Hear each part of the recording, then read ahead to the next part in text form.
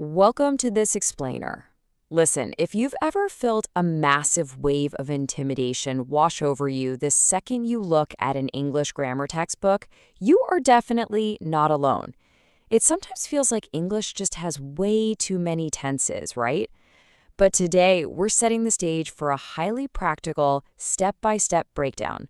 We're going to take one of those really intimidating grammar rules and totally flip it, turning it into a tool you can actually use in real life every single day to make your stories crystal clear. Have you ever stared at the formula had plus a past participle, V3, and thought to yourself, okay, sure, I understand the rule on paper, but when do I actually use this in a normal conversation? Honestly, that confusion is completely normal. It is incredibly common to feel like you just don't have the confidence to drop it into a chat naturally. Well, I hear your frustration, and I promise you, by the end of this explainer, you're going to have a really simple, logical solution. You might even find yourself actually liking this tense a little bit. All right, let's jump straight into section 1, the blurry past problem, and how we go about fixing time confusion. To really get why we need this tense in the first place, we first have to tackle the fundamental flaw of relying solely on the past simple tense when you're trying to tell a complex story. Okay, so let's dive into this by comparing a blurry past simple sentence with a crystal clear past perfect sentence side by side. Think about the phrase, when I arrived, she left. Simple enough, right? Now compare it to, when I arrived, she had left. They sound super similar, but the actual story they're telling is entirely different. This brilliantly illustrates how that first sentence completely fails to tell us who did what first. If you just say, when I arrived, she left, the order of events is totally blurry. Like, did she wait for you to arrive and then immediately walk out the door?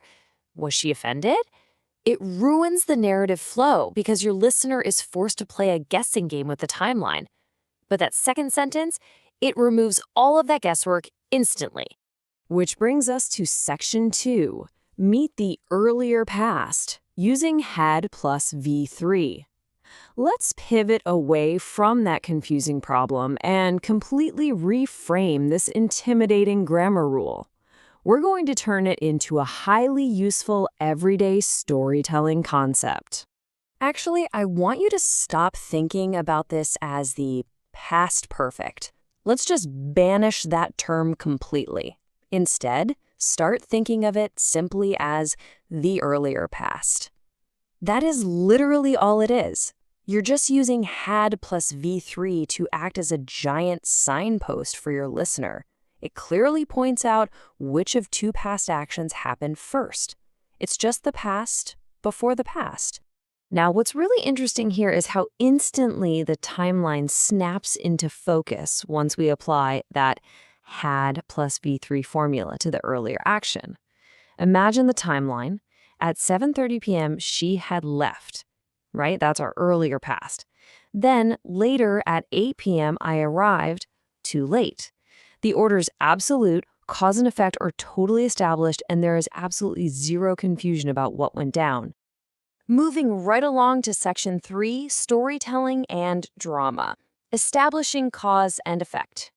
Now that we've got the mechanics down, let's look at where this tense truly shines. Because honestly, the past perfect loves a little drama. When I arrived at the party, everyone had gone home. Ouch. You can practically feel the pain in that sentence, can't you? But notice how beautifully this tense naturally organizes the cause and effect without you needing to over-explain anything. You don't have to awkwardly stumble through, well, first everyone went home, and then after that, I arrived. Nope, the grammar does all the heavy lifting for you. Let's just map out this tragedy so you can really visualize it. The party kicks off at 9 p.m. By 11 p.m., the earlier action happens. Everyone had gone. Then the main event of your story happens at 11:30 p.m. You arrive. The party is finished, the lights are out, and you're just standing there alone with a gift. The timeline is perfectly, tragically organized. And it's not just for ruined parties.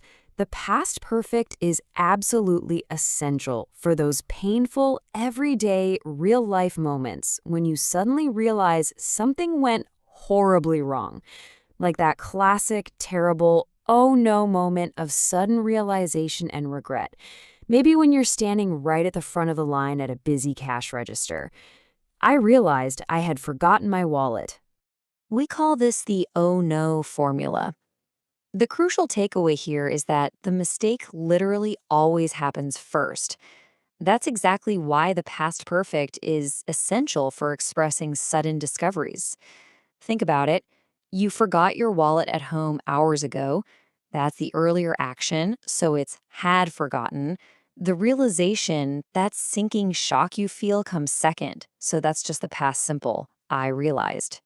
Anytime you use verbs like realized, noticed, or discovered, you're almost always looking back at an earlier mistake. Just a quick side note here, look at how this exact same logic perfectly applies to reported speech. She said she had finished the project. The timeline doesn't change one bit. She finished the project first, the earlier action, and then later she spoke about it. It's the exact same pattern playing out. All right, section 4, the invisible second action, uncovering the unspoken past. Now, what about those confusing situations where a sentence seems to completely break our two-action rule? Sometimes you're going to hear a sentence that only shows one event, which can absolutely make you second-guess everything you just learned. Well, here is a huge secret. Sometimes that second past action is completely invisible. For example, you might knock on a friend's door and a neighbor pops out and tells you she had already left. Wait, there's only one action spoken. But the thing is, it's clearly understood by everyone in that conversation that the invisible second action is before you knocked on the door. It's amazing how this builds a complete timeline in our heads, even when literally half the story is left unspoken. The listener already knows the context. Your arrival is obvious, so we simply don't need to say it out loud. But the core logic of comparing an earlier past to a later past, that never changes, even if the later past is hiding in plain sight. Now, you're often going to see common signal words associated with this tense. Helper words like before, after, when, already, just, and by the time. Like, by the time we got home, it had started raining. But I want to emphatically warn you right now. These are just helpful hints. Please do not just memorize these as strict, unbreakable rules. The real key, the absolute only thing that really matters, is always understanding the order of the actions. Which perfectly brings us to section 5, when to keep it simple and knowing when to omit the past perfect entirely. This is a very important and frankly, slightly counterintuitive lesson. Now that you're a pro at how to use the past perfect, I need to teach you when you should absolutely avoid using it. Here's the deal. You don't use this tense just because you can. Consider this. After I finished work, I went home. The word after already makes the timeline perfectly obvious. First work, then home. If you said after I had finished work, I went home, it's not grammatically wrong, but it makes your English feel unnecessarily heavy and formal. If the order is already obvious to everyone, just keep it simple. Clear, simple English is always, always better than complicated English. So, to cement everything we've covered in our explainer today, here is your ultimate golden rule.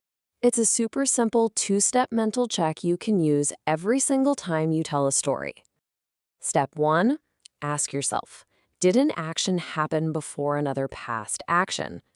Step 2, if the answer is yes, use had plus V3 for that earlier action. If the answer is no, just stick to the simple past. It really is that straightforward. Before we wrap up, I want to leave you with a bit of a provocative challenge. Picture this. You arrive at the airport, super excited for a big trip, But you look up at the departure board and no way, the plane had already taken off. Ouch. I want you to mentally practice your own dramatic timeline for this exact scenario. What did you forget? Why were you late? Use this earlier past tense to build your story and prove to yourself that you have completely mastered the past perfect. Keep practicing those timelines in your head, and I promise this tense will become second nature in no time.